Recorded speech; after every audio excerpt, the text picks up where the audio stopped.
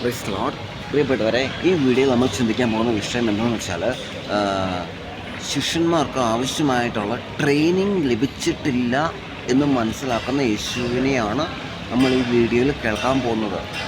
Okay, ശിഷ്യന്മാർക്ക് എന്തുകൊണ്ട് അത്ഭുതങ്ങൾ ചെയ്യാൻ പറ്റാത്തത്? അതിൻ്റെ മെയിൻ കാരണം അവർക്ക് ആവശ്യമായിട്ടുള്ള ട്രെയിനിങ് കിട്ടിയിട്ടില്ല. അത് മത്തായിയുടെ സുവിശേഷം അല്ല, മാർക്കോസിനല്ല, ലൂക്കയുടെ സുവിശേഷം തന്നെ നോക്കണം. അവിടെ കൊടുങ്കാറ്റിനെ ശാന്തമാക്കിയ ശേഷം പിശാച് ലഗ്യോൺ ബാധിച്ച മനുഷ്യനെ സുഖപ്പെടുത്താനായിട്ട് ഈശോ മുന്നോട്ടേക്ക് വരുവാണ്. ഈ സമയം ശിഷ്യന്മാർ ബോട്ടയിൽ ഇരിപ്പുണ്ട്, അവിടെ ഇരിക്കുക. യേശു മുന്നോട്ടേക്ക് വന്നിട്ട് ലഗ്യോനെ പന്നിക്കൂട്ടത്തിലേക്ക് വിടുവാണ്, മനുഷ്യനെ രക്ഷിക്കുവാണ്. അപ്പോൾ ഈ ഒരു സംഭവത്തിൽ നിന്ന് എന്താ മനസ്സിലാക്കേണ്ടത്?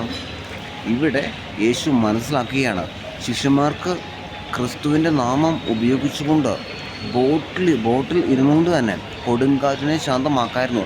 പക്ഷെ അവരാരും യേശുവിൻ്റെ നാമം ഉപയോഗിച്ചുകൊണ്ട് കൊടുങ്കാറ്റിനെ ശാന്തമാക്കിയില്ല.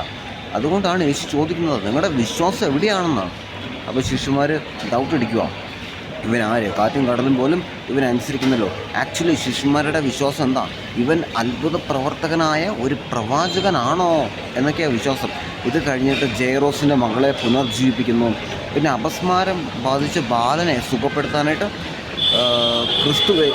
യേശു വരുമ്പം യേശു ശിഷ്യന്മാരെ ശക്തമായിട്ട് വഴക്ക് പറയുക, വഴി പിഴച്ച തലമുറയെ എത്ര നാൾ ഞാൻ നിങ്ങളോട് കൂടെ ആയിരിക്കുമെന്ന്. അവിടെ ശക്തമായിട്ട് വഴക്ക് പറയാം. പിന്നീട് യേശു ഉപദേശം കൊടുക്കുക, നോമ്പും ഉപവാസവും പ്രാർത്ഥനയും വഴിയല്ലാതെ, ഉപവാസം വഴിയല്ലാതെ ശിഷ്യന്മാരെവിടെ പോയാലും, ക്രിസ്തുവിൻ്റെ കൂടെ എവിടെ പോയാലും, ഏത് വീട്ടിൽ കയറിയാലും ഭക്ഷണം കഴിക്കും.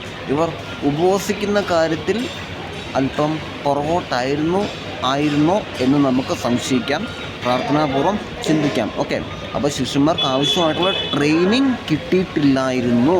ഓക്കെ.